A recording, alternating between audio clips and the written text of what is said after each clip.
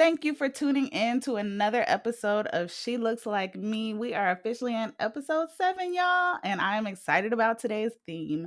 Today's guest, she and I have been Facebook friends for several years, and this is actually our first chance of really getting to have like an in depth conversation. But we have always been bigging each other up digitally for years. And so I'm super excited for us to be able to actually have a very deep conversation on the theme of self preservation. So today's theme is preserve thyself, what it means, what it doesn't, and tools for the self preservation journey.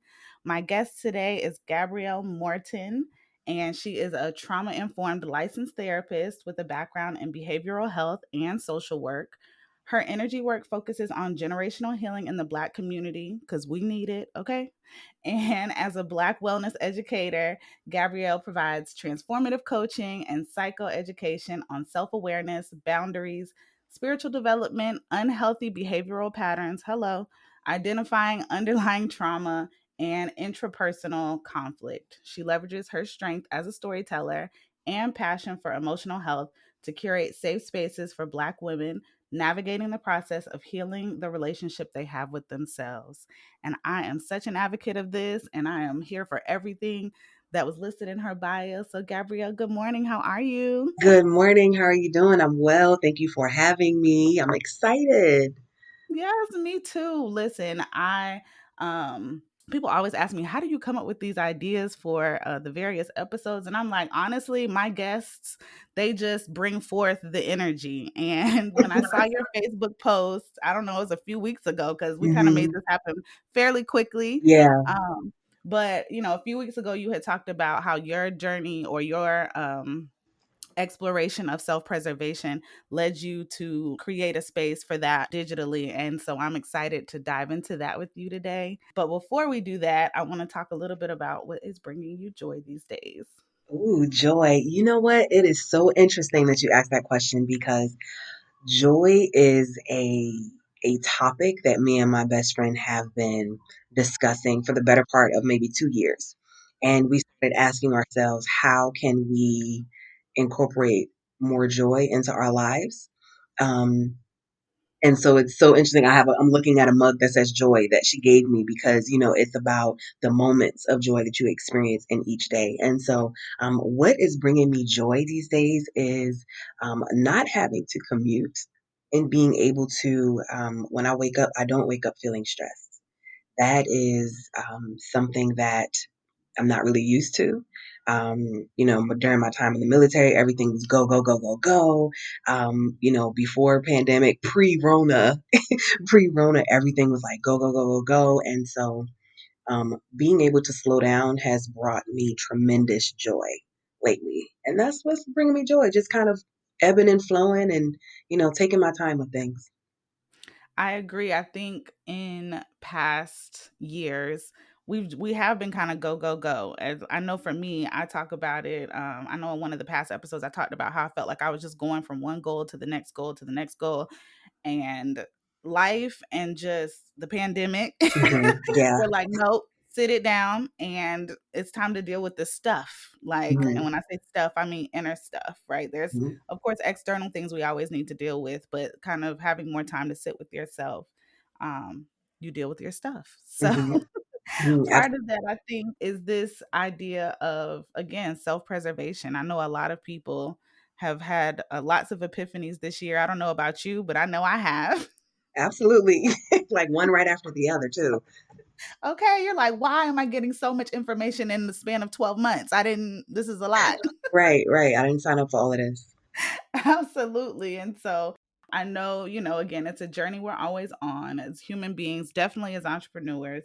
And it's a recurring theme that, requires us to like look at how we define self preservation, how it manifests in our life, and how the people around us are affected by it. So before we jump in, we have to put out the disclaimer that Hmm. the information that you hear in today's episode is non-clinical. It's for educational purposes only and is not intended to be a substitute for medical assessment, diagnosis, or treatment by a healthcare professional. Right. Don't be holding us accountable. Okay. hey, listen, we just here to drop some gems, make you think maybe a different thought or two, Right. and seek the help if you feel like this applies to you.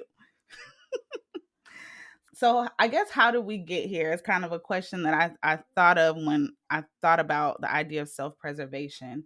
I think in past generations, especially for Black women, we are just historically known for taking care of everybody except ourselves. And I know for me, and I know for so many other Black women, it's a martyrdom that you didn't necessarily sign up for. Hmm. And it often leaves us feeling empty, depleted, and disconnected from ourselves. So I wanted to take some time to spend time with somebody who knows what's happening, like what's going on, and how we can define it in a way that's productive and healthy, in a way that doesn't hopefully cause a lot of explosions or like self sabotaging, self destructing things within ourselves and within the relationships around us.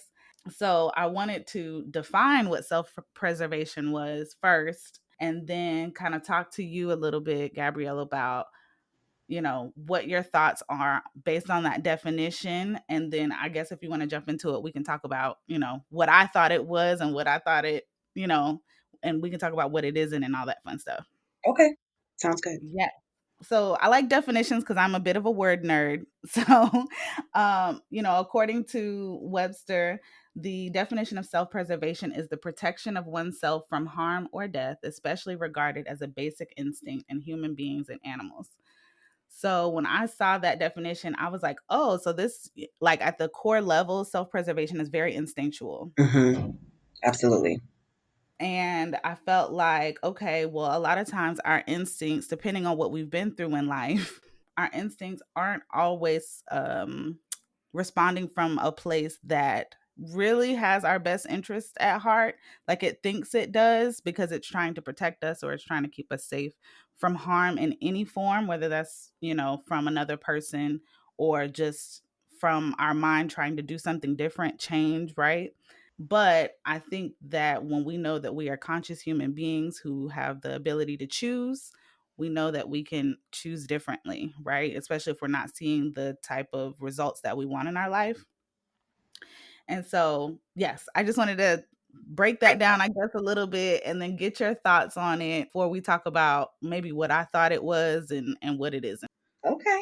Um, so when I think of self-preservation, and I know we're going to get into that a little bit deeper later on, but when I when I first think about it, when I first started researching it for myself, because I came across the quote years ago by Audre Lorde, and it's always been in the back of my mind, always ingrained, but it was just that, like this quote. Um, and so when you read the definition for self-preservation, it does highlight the point that it's instinctual behavior. And so when I think about it, it's what we tap into to let us know that we aren't safe. So whatever is happening in that moment, something is saying, "Hey, you're not okay right now. You are not safe. Something is up." It's like a tap on the shoulder, right? So whatever you believe in, if it's your vibes, your inner spirit, your inner voice, your ancestors, whatever or whoever is guiding you. To me, it is connected to self preservation. Self preservation is how you and I are still here. Millions of years after the first human arrived, and so really, it's a question that you ask yourself, like, am I safe? Am I not safe? If this isn't okay, then how the hell do I get out of this situation right now? Because if I don't, I'm going to die. And maybe not physically, maybe emotionally or spiritually, even financially when it comes to self preservation. And so self preservation is definitely a lot more expansive than what we think it is. Just to kind of, discuss it straight off. No, absolutely. I was gonna say that too because when so I wrote down, before we recorded, I wrote down what I used to think it was and Mm, how I view preservation now. And a lot of it is kind of still the same. I think it's just the energy with which I approach it. okay. And I think because I try to do it with a lot more compassion and a lot more kindness. So again, I'm not blowing up the spot at the point that I need to make different decisions. And so what I used to think it was, and I guess we can talk a little bit about my definition of what I used to think it was, but I used to think self-preservation basically was just cutting off toxic people. You know, if you were unstable, you were all over the place, you always brought drama, I was like, gotta go, bye. Like, you know, with very little compassion or any desire really to understand the perspective. Again, it was just me. It was like, drama, exit stage left, gotta go. And then I think just in general, kind of cutting people off, in general, just so I could focus on myself and worry about my stuff. You know, people, everybody has their stuff. And I think some of us sometimes find ourselves in a place where it's like, you know what? I can't deal with your stuff because I'm dealing with my stuff. Right, So, right, so you like this is too much for me. right. Again, it just felt very instinctual. So allowing my gut instinct, so my immediate response, my immediate reaction to lead the way. Whereas now I look at that because self-preservation, it felt like I was doing myself justice to immediately respond and immediately try to resolve things. But I find myself enjoying the gray space of like letting Mm, something breathe. mhm, So letting something breathe, and whether that's a discussion between a person, whether that is, you know, just a situation I'm going through by myself, like giving myself the space to not immediately have to label it or immediately have to respond. More being and less doing. So not mm, always feeling like I have to be on, not feeling like I always have to produce or perform or post on social media because in business they tell you, girl, you better be posting all the time. It's like, right.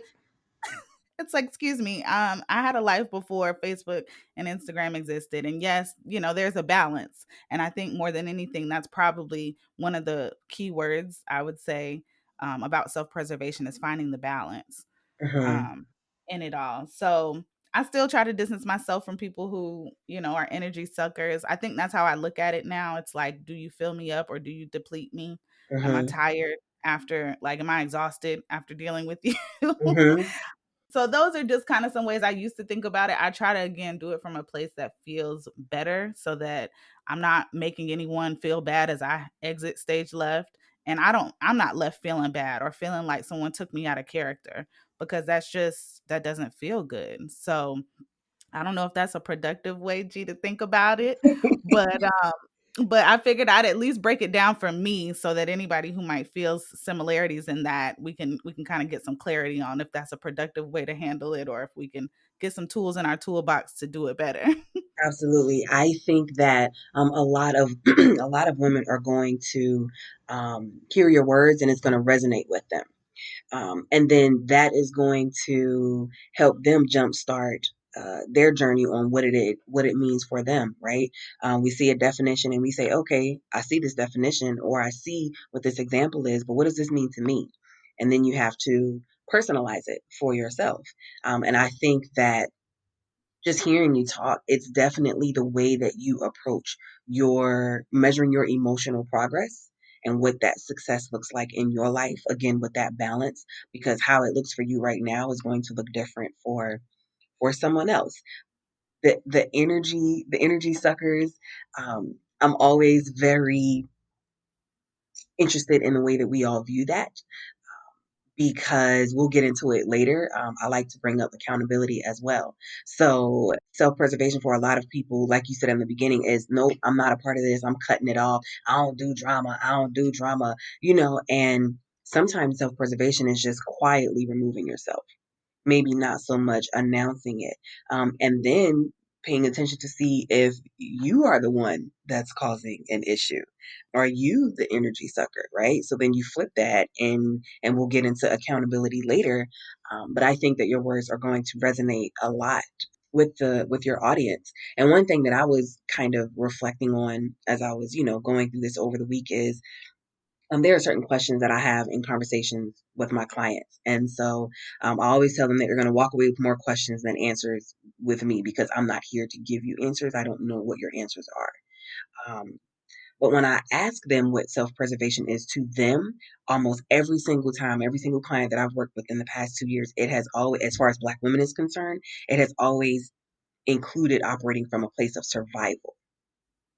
And so when you think about survival and that being your lifestyle and your mindset, it really highlights the way that you move on a daily basis, right? And why your life, um, why it aligns the way that it does. Maybe like a generational defense mechanism sometimes when you think about it, self-preservation in terms of cultural awareness, especially in the Black community. There are, a set of behaviors that we all do to preserve our life. One very, very important one I just experienced last year at the Roots picnic.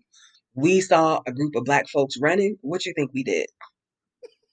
We Ran. started running. It was a gang of Black folks. It was thousands of Black people running at the Roots picnic. We didn't stop and ask no questions until we was like half a mile down the street. And we was all bent over like, why are you running? I don't know. I saw that group of people running. We got to figure out what happened. Someone said there were gunshots. I don't know. I didn't hear no gunshots. I wasn't trying to stand around and wait and see what happened. That's self-preservation for the Black community. That's something culturally we can all understand. We've seen TikTok videos on it. We've seen memes like somebody come, you see a Black dude running down the staircase. Everybody about to start running. We'll figure this out later. So that's self-preservation. Another example I like to give is like when we all watching the movies and we go, Black dude gonna die first. Or, dude, don't go in that basement. Why are you going in that basement? What you doing in the basement? That's where the noise is. Why are you going down there? Self-preservation tells you don't go in the dark space, right? So that's just the way that I kind of initiate that conversation when we're talking about self-preservation with each of my clients, especially when it comes to Black women, because based on how it was modeled for you growing up, it could be you just operating out of a place of survival. And maybe you don't want to live that way anymore. Maybe you're ready to change your story and you just don't know how. I think one of the biggest things for me, because I'm an only child, I'm a military kid, Mm, there's so many layers. I'm a Virgo. Like there's so many layers to why I'm wired the way I am. But one of the things that I have struggled with in past years, but 2020 has knocked me over the head with, is being able to accept help from others. all right now. And not always, right? And not always, because self preservation, we tend to always turn inward. All the energy becomes at ourselves. It's like, F the world, it's me. Yeah. And it's like, no, self preservation is knowing that you don't have to do everything by yourself and knowing that prayerfully, if you're doing the right things and as you start to become more conscious about doing the right things, God will align people around you, universe, spirit, ancestors, whatever your thing Right. is, will align the right people around you that will have your back. So you don't have to be the person that's like, you know what, just I'll do it because nobody's going to do it like I'll do it. Like you will find that support. And I feel like that's self-preservation, like definitely at its basic level, because it's like, you know what, I'm accepting the help. I'm a chill and I'm gonna let you help me because I can't keep thinking I'm gonna do everything on my own. Mm-hmm. Absolutely. And so I think that talks a little bit about, like, again, what it isn't, because I know one of the things we talked about is like it's not isolating yourself necessarily. Like I think we Mm-hmm. have those periods and you need to be a little bit introspective at times, but it's also again kind of doing it in a way that feels relaxed and it doesn't feel like, you know what, I'm shutting the world out. It's kind of like I'm gonna just focus on myself, but also I'm gonna allow the help to come to me. And I'm going to ask for the help from the people who I know can support me or help me in whatever journey, whether that's a personal moment I'm having or a business need. I'm going to accept the help and I'm also going to open myself up to asking for it. Absolutely. That's another question that I like to ask is how do you let people show up for yourself? Not if you can or not if you have before, but like what does that look like? How does that show up in your life? And again, it's not a generic answer. It's something that you would have to answer for yourself and sit back and be like, well, how do I let people show up for me? If someone reaches out and say, hey, how can I support you this week? And you say, oh no, I'm good. I don't need anything. Knowing you was just on the floor crying because your laptop moving slow and you out of ink and somebody's at the store asking what you need. It's as simple as saying, you know what? I do need something. And that's being transparent and open with yourself, but also getting to this point where you feel safe enough with your nucleus, your circle, your village, your support system. You feel safe enough to let them know that you do need something. Because a lot of times not asking for it is rooted in this in fear. Like, oh, if I ask for something, they're gonna hold it over my head, or oh, if I ask for something, then they're gonna want something back, and that's good. They're gonna think that I can't do this for myself, and so a lot of that is rooted this root cause of fear, and you have to dig through that and figure that out for yourself too. So it's a lot of inner work. It's a lot of inner work with the way that it was either directly or indirectly taught to you. And one thing that I was journaling about, oh, I want to say maybe a year or two ago, there's a difference between like solitude and then there's a difference between isolating yourself. And self preservation isn't isolating yourself and then calling it abandonment. It's not isolating yourself and then saying, well, nobody's showing up for me and nobody's there for me and I don't have anybody in my corner. Okay, well, nobody told you to move all the way to West Bubblefuck, Alaska by yourself, right? And then be like, nobody's coming to visit me. That's that's not solitude. Solitude comes in in phases, right? You can experience solitude throughout your day. You can experience solitude. You can schedule it. You can schedule solitude for yourself.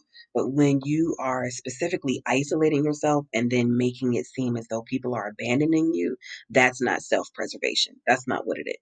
And I can't imagine it feels good either. And self-preservation, I feel like self-preservation should feel good. I mean, of course, you're doing the work and on yourself, like you said, the inner work, and that might not always feel good because of the things that get stirred up. Right.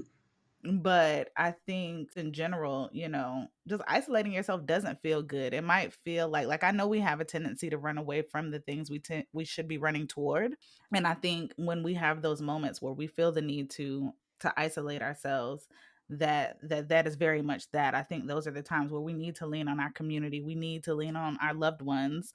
And if 2020 has taught us anything, then it's like you're not promised. So you might as Right. well, like, call your grandma, call your auntie, call whoever and be like, look, I just need to talk, whatever it is. I need Yeah. support.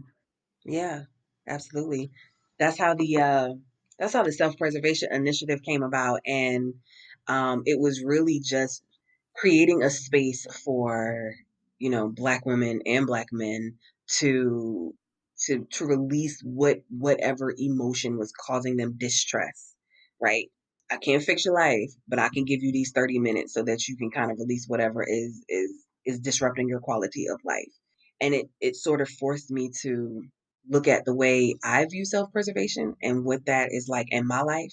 At one point, my life was not reflective of these teachings and what I believed in. And I was like, man, I'm being a real hypocrite right now, because I say this and I'm not doing that. And I'm not carving out the time for this in my life. And that's what made me say I'm grateful earlier. What was bringing me joy was being able to slow down.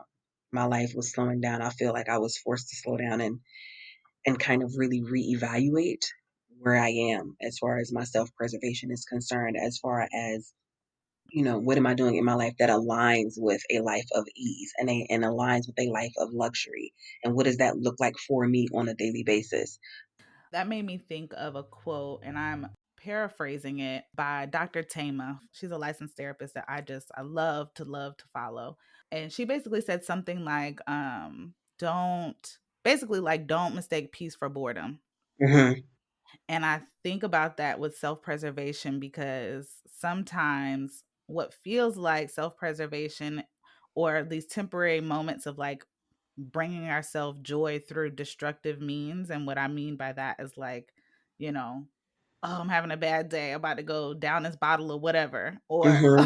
oh, I had oh, this person's getting on my nerves. Like, I need a drink. And it's like, you know, or we could, respond to that a little bit differently. Maybe we could just mentally put that person to sleep. And yeah, sometimes you do need a drink, and that's fine. And do what you need to do. But I think like true self preservation is not necessarily turning to destructive or less productive outlets in order to kind of get back to what you think is your center at that time, because Hmm. it's not really that. And I know I've done it myself. I've been guilty of it. Um, and I'm trying to work on finding, I guess, more productive ways to Hmm. preserve. I like that you use the word productive. I think that everybody's definition of productive is going to vary.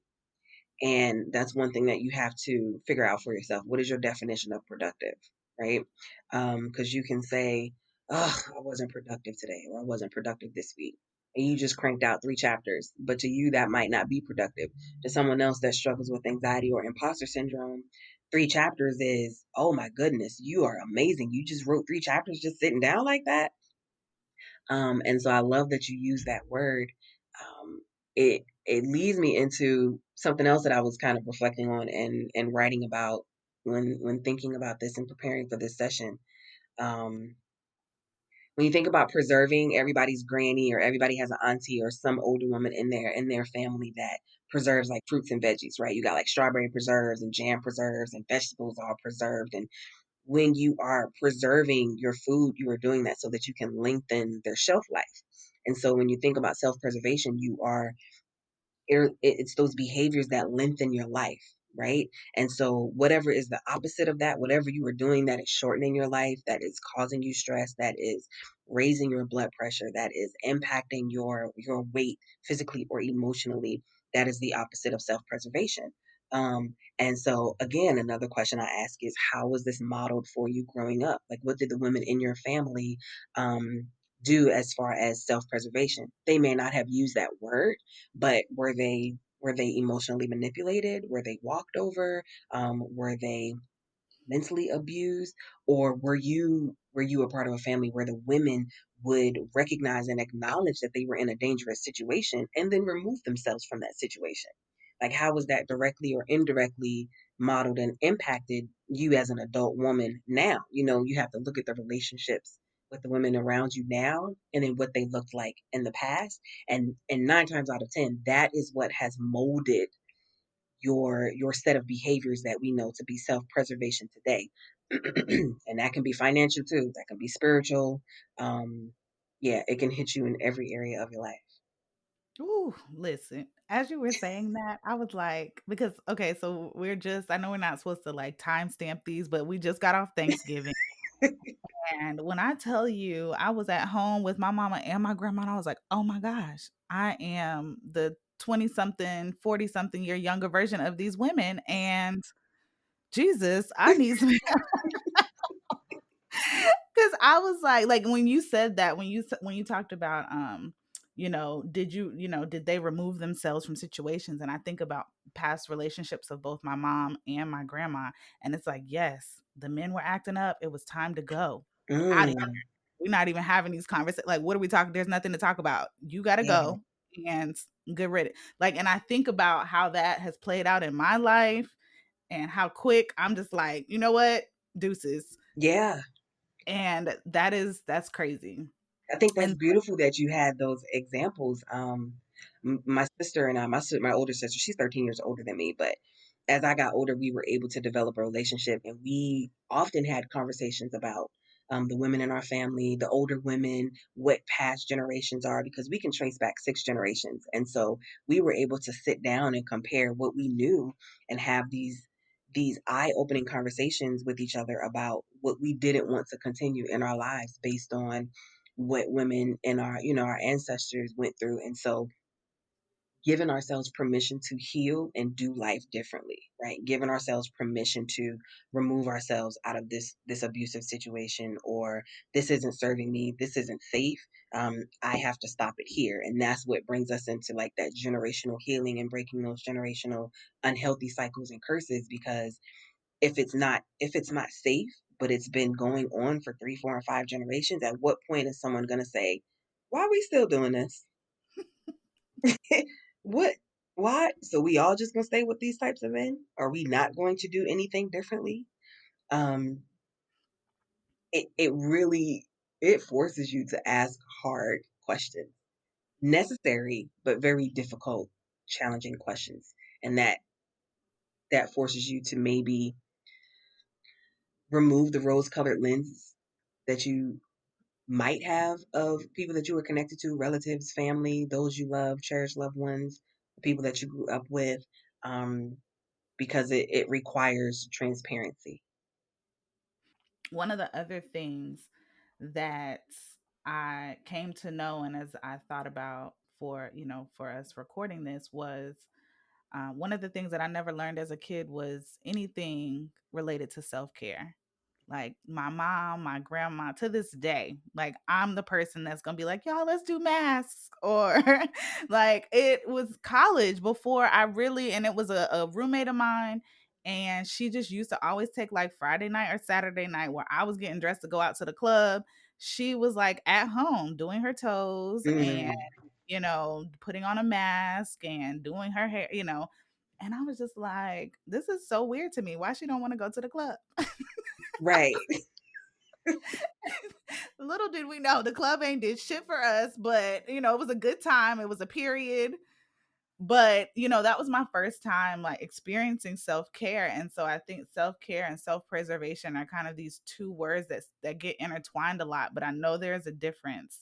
And so I wanted to spend a little bit of time talking about that, and how you approach that with your clients and how you approach that in your life. So, let me just snatch a couple edges real quick because I challenge what what society's definition of self care is. Um, I love doing a mask and I love sprinkled colored drinks and flexing for the gram just as much as the next person, but that is not what self care is. So, self preservation is that instinctual behavior that keeps us alive longer. Self care is an intention, it's a lifestyle. And so, self care are the actions that we take that create that foundation, um, that works hand in hand with self preservation. Um, how do I care for myself? What does caring for myself look like? If I'm not caring for myself, then what do I need to do in order to adjust that? How do I adjust my expectations? Self care includes communication, boundaries, but knowing what that is because we throw that word around too without breaking it down a little bit. Self care also means being aware of your body awareness, and your body's physical reaction to stress. Self care also means making a doctor's appointment, right? But self preservation is finding another doctor when that doctor doesn't believe your symptoms. That's how those two work hand in hand. Mm. So I challenge everyone's definition of self care. And I challenge you to challenge what your own definition of self care is because I love painting my toes. We talked about Mondays being real chill for us. Self care is me not top loading my Mondays. That's self care to me. That is setting a professional boundary saying, I'm not doing a lot of emotional labor on Monday. I'm not doing a lot of psychological work on Mondays. I want my Sundays are easy and chill, and I want to continue that energy into Monday. And then I want to do my work and then end out my week because I don't want to just always have to look forward to the weekend. That's self-care for me. But that behavior, that set of behaviors is what is going to lengthen my life and preserve my life a little bit longer. Yes, I'm so glad you broke that down because I do. I mean, even just talking about self-care, you automatically think spa or spa Right. related. And I'm not against going to Fiji or, jumping on a plane and going to Mexico. I'm not against none of that at all. But self-care also includes your finances. Like, can you do this? You know, self-care is about self-care is more about accountability. It's really about accountability. Are you holding yourself accountable? Looking at your actions, how you impact others. Are you violating someone else's boundaries? When you say no and you want it respected, are you respecting someone else's full sentence no? Yeah. Mm. Challenge what you think self care is on a regular. I think part of self-care too is compassion along the way, especially when Mm-hmm. it wasn't a thing that, because I know like for me, I feel like I've been sleeping for a very long time, and then God was just like, It's time for you to wake up." And I've been like all these emotions and all this, inner work has just turned on, and it's like a thing I can't turn off. Mm-hmm. And so it's just been kind of an ongoing journey. And more than anything, as stuff continues to come up, I'm just like, just continue to be soft with yourself.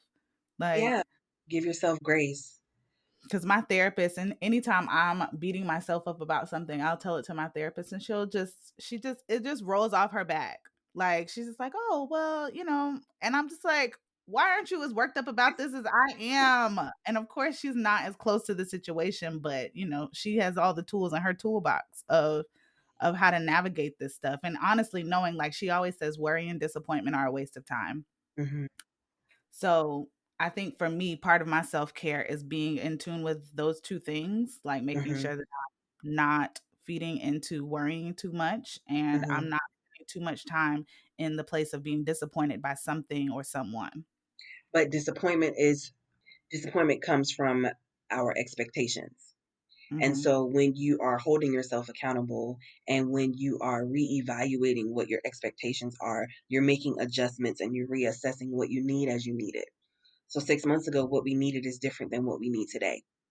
And in 6 months, what we need today is going to be different than what we need on a random Monday next year. And so you're just constantly reassessing what you need as you need it, but also adjusting your expectations. And it doesn't mean like setting the bar low. You can still, I love duality. I love explaining duality because duality means that you can exist in two spaces at once. You can have two beliefs at once.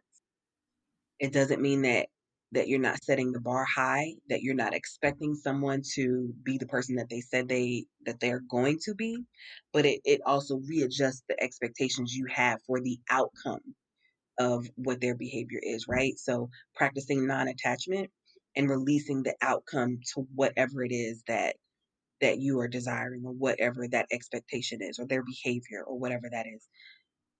All of that is is in the gumbo pot. It all works together. I think non-attachment, that is probably going to be one of my recurring themes for 2021. Ooh, listen, listen. Last year was a lesson in that for me. This year was a lesson in that for me. I'm not gonna say I handled it with grace at first. Shorty had an attitude. Face was stank. I was like setting myself up for disappointment because I wasn't able to let go of whatever was going to happen. If it's for me, it's for me, right? I've done everything I needed to do. I've handed everything in. For example, like practicing non-attachment means getting my package together for my PhD, turning it in, and then not stressing myself about it. Whatever the outcome, I am content. I am at peace with whatever the outcome. And that's really hard to do in any area of your life. It can be hard to do. It's not impossible, but it can be rather difficult, you know? I know that one of the things that we talked about was wanting to distinguish self-preservation from like means. And because I know that was something that was super important in our conversation, I wanted to just see if you could spend just a couple minutes talking about what that means, what that looks like, because I know sometimes, like I remember a guy that I used to had a situationship with, and maybe this is on that topic, maybe not, but I think to some degree it is. But he was always like, my attitude is trash when I'm not making money. Mm, He was like my emotions, the way that I feel, whether or not I want to interact with folks is all related to how my business is doing, because he was a 100% creative. mm, And I just was like, that's weird. But then I experienced one of those periods in my business where it was just like things were looking a little funny and I wasn't feeling like myself. And so I guess I want to talk a little bit about that with you and what your thoughts are on that. hmm. Um, because I know for creatives, for entrepreneurs, like that's a big deal. It is. So as you were talking out, I had more questions, but I think the first thing that I would say when we are distinguishing self preservation, separate from what means and provisions are in our life, is you have to have already defined what self preservation is for you. You have to already have an idea of what that looks like in your life, separate from the roles and the titles that you play, right? So self preservation is who you are outside of the roles that you take on, the labels that you've been given, the titles that you have. Sometimes it's hard for me, it was challenging for me until recent years when someone would say, "Tell me about yourself." And I would start spewing off titles and roles and labels and acronyms and signatures, right? That's not who you are. That's not what self preservation is. So I would even say, ask yourself who you are outside of what you do, outside of what you're called, outside of how you label yourself, the roles that you play. And that is the beginning of you being able to distinguish that separate from your means and your provision, separate from your business, separate from the money that you make, right? Because if November is a slower month than December, that doesn't mean that you still don't deserve to preserve yourself, right? That doesn't mean that your instinctual behaviors are not going to ebb and flow based on the amount of money that you make. And so I would even take it a step further and say, what is self care separate from means and provision? Because your self preservation is going to be what we've been talking about for the past several minutes. It's going to be your behaviors, your instincts. It's innate to you. That can't be taken away. It's innate. Your self care might adjust, or it might change, or it might look different based on your means and your provisions. But that doesn't mean that you should just totally eradicate it or remove it from your life. Does that kind of make sense? Oh, yes. Okay. Yes, because I think, when you are an entrepreneur and you are like self-care, especially when you're kind of just getting started or you're experiencing valleys in your business, you're like, self-care, no, I got to work. That thing is over there. And so I know even for myself, it's like it's as simple as I found a lake in my neighborhood that I didn't Mhm. know existed, Mhm. and I go walk around the lake Mhm. and watch the ducks. You know what I'm saying? Like it's Mhm. and that costs me nothing, you Mhm. know, or I go to the park and that costs me Mhm. nothing. It costs me the gas to get there. So thank God for having gas in my car. You know Right. what I'm saying? So Right. it's like those things, and like because I know you talked about when the means and provision aren't there to be able to still take care of yourself or do things that add to you. Right. Something as simple as, and not to cut you off, just I wanted to throw this out there for someone who might be saying, well, I don't have it. I don't have it to do it, or I self care is not attached to tangible items, materialistic items. I have all of my clients schedule rest every single week. That's their recurring homework. Every single week, you need to schedule rest. Go in your phone and your calendar and schedule rest. I don't care if it's Saturday from 9 to 12. Put in your phone from 9 to 12. Do not disturb. Don't do nothing. REST. Schedule rest. That's something that doesn't cost you anything. It's self care and it's self preservation.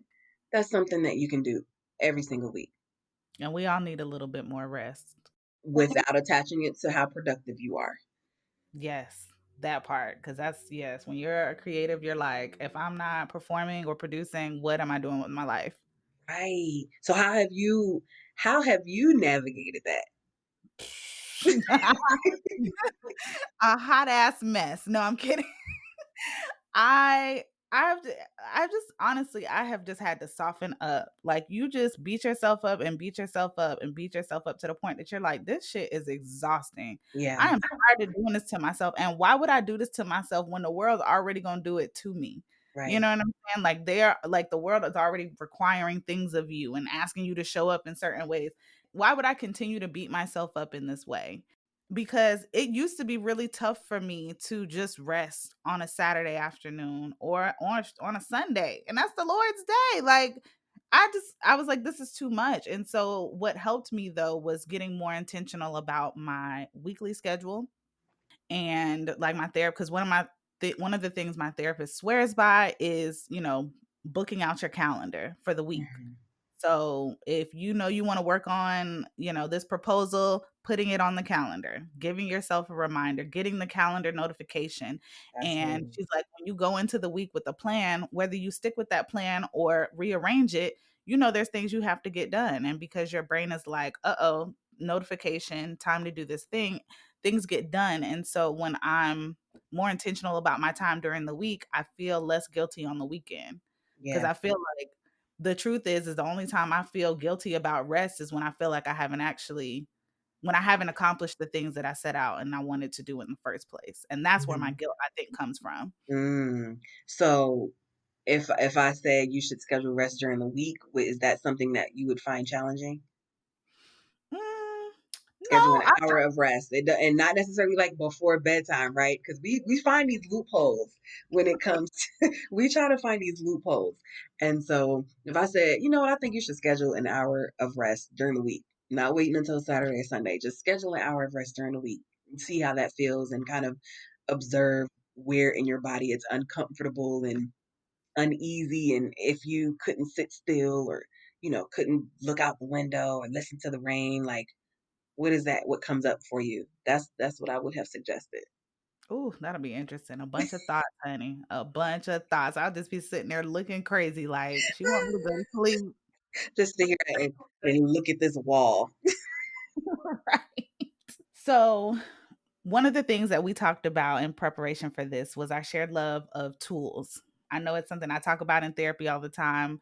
I know it's something you brought up. And so, when it comes to the self preservation journey, for difficult times, I'm curious what your thoughts are on what tools you would want to share with somebody who is going through like a valley moment or periods of anxiety, depression, if there is a common thread there, but when it just comes to difficult times, I'm curious what tool or tools you have to share.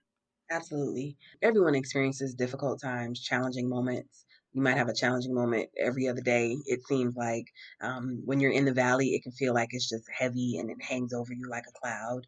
And so I have everyone I work with actually bring a box, like bring a little box to session. And this is their personal toolbox because I have universal tools that I suggest, but you might find that there's something that works more specific to your life. And so I have two tools that I would suggest, and one is voice notes. If you have a phone, if it's a flip phone, if it's from a discount store, all phones have a voice note option, and you can record yourself saying whatever you need, taking a walk and screaming, releasing, venting, getting out whatever it is that is disrupting your quality of life, and you don't have to listen to it. You can delete it or you can go back and see how you were feeling later. But I like that tool because not everybody journals. Not everybody has the time to sit down and write with a pen and a piece of paper. You might have some mom entrepreneurs that follow you and the only safe space they have is sitting in the car before they come in the house. They might, utilize that time to record a voice note about what is going on just so that they can release it. My biggest suggestion during difficult times is the universal tool of release. If you don't release it, if it's not coming out in any way, you internalize it, it turns into physical symptoms, the way your body responds to stress. It could manifest itself as stomach issues for Black women, fibroids, right? Migraines, infertility, cancer. It literally can manifest itself into like a physical reaction to what you're not releasing. So I would say release as in any way that you can, and create yourself a grounding ritual. Create something that allows you to recenter, recalibrate, and ground yourself in the moment. It doesn't mean that you have to, buy sage. You don't have to go and find a candle. I buy candles from the Dollar Tree if you need a candle. Create yourself a grounding ritual that is specific to you and what you like and what you need, and it makes you feel centered and present in the moment. Those are the two tools that I would suggest for difficult times. I love both of those. I do occasionally do voice messages. Listening back to them is always very interesting. And I have started to journal. So my therapist recommended to me, and I know journaling is Hmm. can take some time, or it feels like this big Hmm. thing. And she knows that about me, so she got me to get one of those 5-year journals. Hmm. It's like one line a day. So she's Hmm. like, even if you get up and you write, I don't feel like writing today. Yeah. She was like, this journal can stay with you for the next 5 years, and you can, write just one or two lines every day, and it takes me less than 5 minutes, and that has been super helpful because it just like I even know just from a couple of months ago starting to write to now, like my writing is getting more positive the more that Hmm. I write. Hmm. And a trick that I do is I journal in the morning because I Mhm. found when I journaled in the evening, I was journaling and venting my frustrations from the day, and I was forgetting what what great thing happened, what I was grateful for, what I was appreciative of, and so I still do journal at night, but I found that just doing a few minutes in the morning, it kind of helped me say, okay, well, this is how I want my day to go, and then I found that that's how my day went. So yeah, journal prompts help anybody who is not a person who journals. Yes, I love that. So, what about when you are dealing with a difficult or a challenging relationship? And I know for me, Friendships have been a key theme in 2020. I know for a lot of those that are in relationships, shout out to y'all because that's not me. But for those that are in relationships, they've been navigating possibly being quarantined with their person or not being quarantined with their person, and finding challenges in that way. And so when it comes to self preservation, because self preservation is a whole journey just dealing with yourself, but then it's a whole, like, there's a whole nother set of nuances when it comes to dealing with other people. So I'm curious what your thoughts are as far as tools when dealing with challenging relationships. Friendships and sisterships, those bonds are very important to me. And if anybody that has ever experienced a breakup with a friend, a sistership, knows how difficult that can be. So, whether the relationship is platonic or whether it's romantic or professional, one tool I would say is to ask yourself how you are processing that loss. Give yourself permission to grieve, because grief is the way that we process loss, and just kind of observe that. Give yourself permission, be compassionate. Self compassion is important when it comes to dealing with difficult or challenging relationships. So, the tool that I would give in this situation is permission to grieve. You're grieving the loss of what you thought the relationship was going to be. You are grieving the loss of time or the opportunity to maybe get closer or be closer. um, Especially with Rona going on, there's been a lot of grief this year about processing the loss of time and opportunities and ideas, right? And so that these timelines look different in relationships now. And so just giving yourself permission to grieving that difficult relationship, whatever it looks like in that moment. Mm. And I think we touched on this a little bit already, but maybe we can like revisit it really quickly. But when it comes to the highs and lows of business, oof, Lord, the highs and lows of how do you, because we talked about it during the self-care piece, but tools for self-preservation when it comes to dealing with the highs and lows of your business. I know a little bit, we touched on it a little bit, but if you can just revisit that. Yeah, I would reiterate letting people show up for you. That's what I would reiterate. And then what does letting people show up for me look like? What does investing in myself look like when it comes to the highs and the lows? And investing yourself, not necessarily financially, right? But maybe not overextending yourself. And in order to not overextend yourself, you have to let people show up for you, right? Even if that means getting an intern because you have an issue with control and you don't want anybody logging into your emails responding to clients, but you need some help and you got an intern, that a college intern that could help you. Just letting people show up for you. That's what I would reiterate. I'm so glad you said that because I actually read a stat and I shared it the other day that said that 97.5% of Black women owned businesses have no employees. Mm, 97.5%. That means I'm one of that 2.5. 97%. Me too, girl. Me too. God, I just want to hire my first employee so bad. Jesus. I'm Oh like, my goodness. I mean, I hired my daughter, but these teenagers, So definitely one of the 97%. And you snatch my edges, so I'm about to change that in 2021. me too. I think that that's definitely one of my goals for 2021. But I think, it starts with our family and friends. I know for me, I have definitely allowed my family and friends to show up for me in business. But yes, extending that even beyond them because I love, you love family and friends. You appreciate all their help, but they have lives and they have things going on too. And so, yes, you hope to scale your business to a place where you can afford your first employee, garner your first intern, all of that. So I think getting support, help in your business is, especially for Black women, Yeah. it's so important. Like we don't have to do it all by ourselves. There's no reason you should. And I know for me, one of the things that have wanted to do is to give opportunity to other creatives of color. So at the point that this bank account allows me to do that, I love it's it. definitely happening. I love it. So I am super grateful for you today. I'm super grateful for our conversation. If people want to stay in touch with you, if they are interested in services, maybe tell the folks how to stay in touch with you, how to keep up with what you have going on, and how to learn more about your services. Yes, thank you. I appreciate it.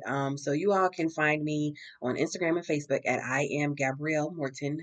Gabrielle Gabrielle. Last name Morton, like the salt. That's clear across the board. And then you can catch me on my website at GabrielleMorton.com. That's where I post my events, and you can reach out for clarity calls and coaching services, therapeutic services. And also, you can reach me at my nonprofit at Cultural Kinks on Facebook and Instagram. Also, my personal page, I am Gabrielle Morton. We're always there asking questions in the stories, acting up. But that's what this journey is about. It's about learning and evolving and, finding our best self and aligning with the best version of who we are. And so that's what I'm about. And I really appreciate this opportunity, girl. Yes, thanks, G. We did it. I'm so excited. Listen, for our first offline experience, well, we're still online because Rona, but for Right. our first non-social media experience, listen, I loved every single minute of this conversation. And I know we've definitely dropped some stuff that's going to help some folks. So Yeah. I appreciate you and thank you so, so much for today. Thank you. As always, I would like to say thank you once again to my guest. G, thank you for your time, energy, and wisdom. I find so much joy in making connections through social media and finding synergy with the real life people on the other side of the screen. If you have thought about working with a therapist or you just need someone to talk to, please reach out to Gabrielle. Her social media information will be in the show description, so please don't hesitate to get in touch with her. My hope for this episode is that, like Gabrielle said earlier in the show, you're left with more questions than answers as you look to define or redefine what self care and self preservation means for you. I know I have tons of work to do, so you are not alone. I appreciate you so much for tuning in to another show. This is She Looks Like Me.